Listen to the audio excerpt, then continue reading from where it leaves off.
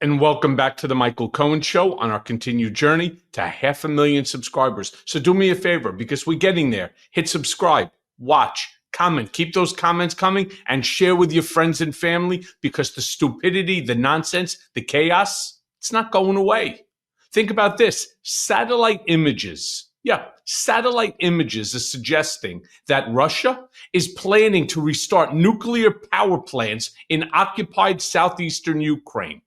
Obviously, this is very dangerous. Now remember, in October of 2023, Russia expressed its desire to restart the nuclear plant, and it looks like they're actually in the process of making that happen. Russia looks to restart Zaporizhzhia nuclear power plant next year, Rostom's CEO. That's Alexei Likshev also pointed out there is no alternative to the safe use of the plant. Moscow, Russia will look for an opportunity to render the Zaporizhzhia nuclear power plant, known as ZNPP, functional again in 2024. Alexei Likshev, CEO of Russian state nuclear power operator Rostom, told Russia 24 television, "No matter how hard it is, we have been ensuring the safe operation of the nuclear facility. I think next year, as the situation unfolds, we will be looking for an opportunity to restart this facility," he said. Let me do this. Let me show you a New York Times article. The satellite images are suggesting a Russian plan to restart the seized Ukrainian nuclear plant. Snaking power lines are part of Moscow's goal to harness the power of Zaporizhzhia's facility, according to Greenpeace. It further turns around and says Russia is building power lines in occupied southeastern Ukraine to link to its own grid a major nuclear plant it has captured, according to a new Greenpeace report. It is the clearest evidence yet of Moscow's intent to restart and exploit the offline facility, despite the risks and calls to address the plant's status in peace talks. The facility, known as the Zaporizhzhia nuclear power plant, was seized by Russia early in the war in a move widely condemned by the international community. Its proximity to frontline fighting has raised fears of a potential nuclear disaster, and experts have warned against any attempt to restart the plant under current conditions. They turn around and they say that the Greenpeace report, which was shared with the New York Times, includes satellite images showing that since early February, Russia has been building more than 50 miles of electricity lines and pylons between the occupied Ukrainian cities of Mariupol and Bryansk along the coast of the Azov Sea. The satellite images were verified by the Times. Now, based on the location and direction of the work, Greenpeace said that the project aimed to link the new power lines to a large substation near Mariupol that was connected to Zaporizhzhia nuclear plant about 140 miles farther west. Now look, it would be the first time that a warring nation seized another country's nuclear facility and then used it for its own energy needs. And it would go against recent efforts by the Trump administration to discuss the fate of the plant as part of possible peace talks. Now look, back in March, Trump suggested that the United States should actually take over the Ukrainian plant. Here's Caroline Levitt's statement. This effort and reiterated his willingness to adopt a full ceasefire. President Trump also discussed Ukraine's electrical supply and nuclear power plants. He said that the United States could be very helpful in running those plants with its electricity and utility expertise. American ownership of those plants would be the best protection for that infrastructure and support for Ukrainian energy infrastructure. President Zelensky also thanked President Trump for continuing to push humanity. Yeah, again, the United States getting it. We would literally have to man that place. On top of it, it's probably not safe. Meanwhile, the Russian Foreign Minister, Sergei Lavrov, he went on CBS last month and he was asked about Trump's plans. Play that clip. On the specific things President Trump has said in public, one of the things he brought up is that the U.S. could work with Ukraine to operate the largest nuclear power plant in Europe, which is in an area, Zaporizhzhia. Russians control that area right now. Do you agree with President Trump's public statements that the best security would be for the U.S. and Ukraine to operate that together? No, we never received such an offer. And if we do, we would explain that the power station, Zaporozhye nuclear power station, is run by the Russian Federation state corporation called Rosatom. It is being under monitoring of the IAEA personnel permanently located on the site. And if not for the Ukrainian regular attempts to attack the station and to create a nuclear disaster for Europe and for Ukraine as well, the safety requirements are fully implemented, and it is in very good hands. Yeah. Lies, lies, and more lies. But then again, what would you expect? Sergei Lavrov is as close to Putin as anybody. Meanwhile, it's up to one's imagination on how Trump may feel about this nuclear development. And while we know that Trump lies about his relationship with Putin, he took the shtick a little step further this past weekend, saying that something must have happened to Putin because of how crazy he's acting. On Sunday, Trump went ahead and he posted this rant.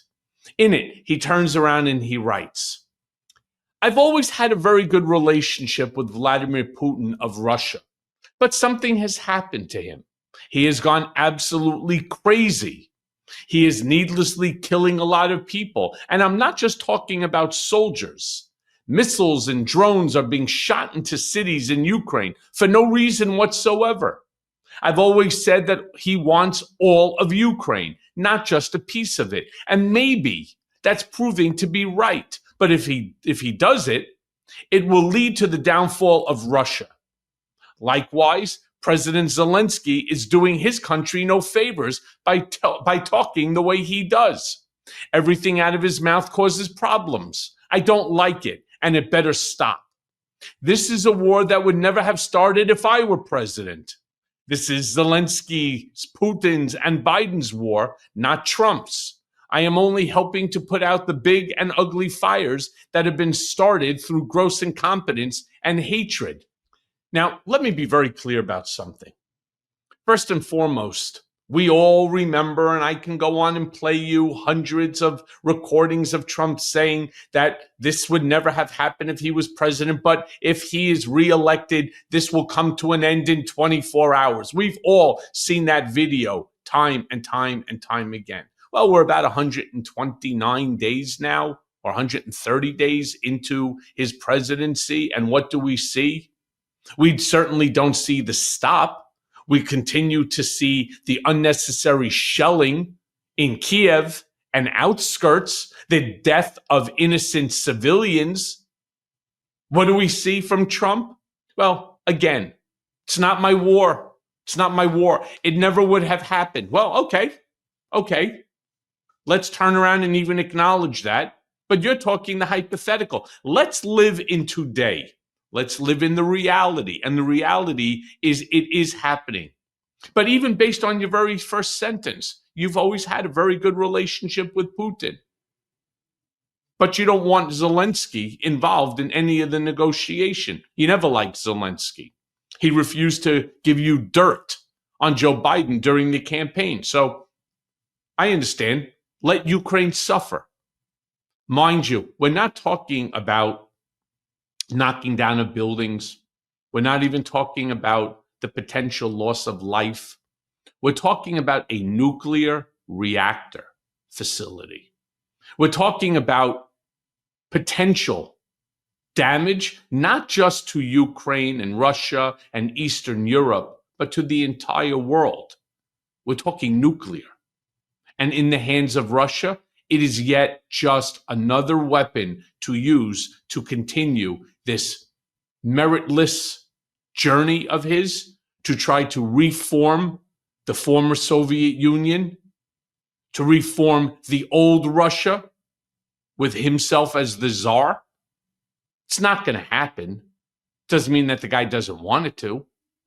Meanwhile, Trump kept in character while speaking to reporters on the tarmac by ranting, literally ranting about not knowing what happened to Putin. Play the clip. Yeah, I'll give you an update. I'm not happy with what Putin's doing. He's killing a lot of people, and I don't know what the hell happened to Putin. I've known him a long time, always gotten along with him, but he's sending rockets into cities and killing people, and I don't like it at all, okay? We're in the middle of talking, and he's shooting rockets into Kiev and other cities. I don't like it at all. President, what do you want to do about that? I'm surprised. I'm very surprised. We'll see what we're going to do. What am I going to tell you? You're the fake news, aren't you? You're totally fake. All right, any other questions?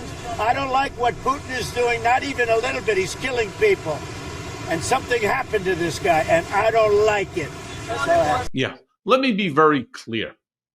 There's a reason why Putin is doing what he's doing. First and foremost, he doesn't care about what you say.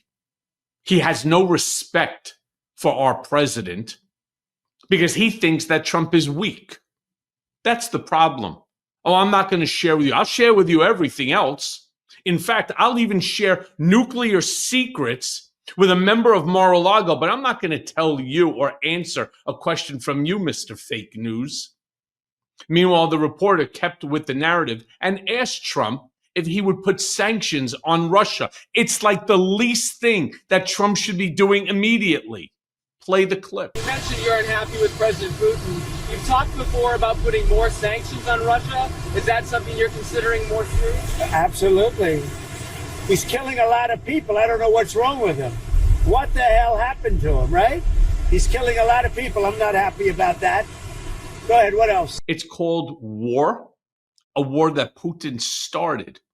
But maybe if you read a briefing, maybe if you let somebody explain it to you, maybe you would understand.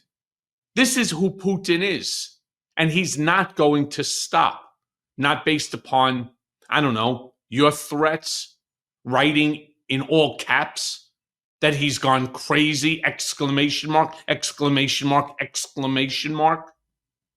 He's laughing at our president. He's laughing at the United States of America. And it's why I constantly say, we need you to build and to help to build this community, one person at a time, to 500,000, then 1 million, then 10 million. We'll put an end to this. And as always, thanks for listening. Hey, everyone. First of all, thanks for watching. I mean, we're going to be posting daily episodes with reactions and talking about politics. We'll be talking about everything, in fact. So please like and subscribe. Join us on this journey.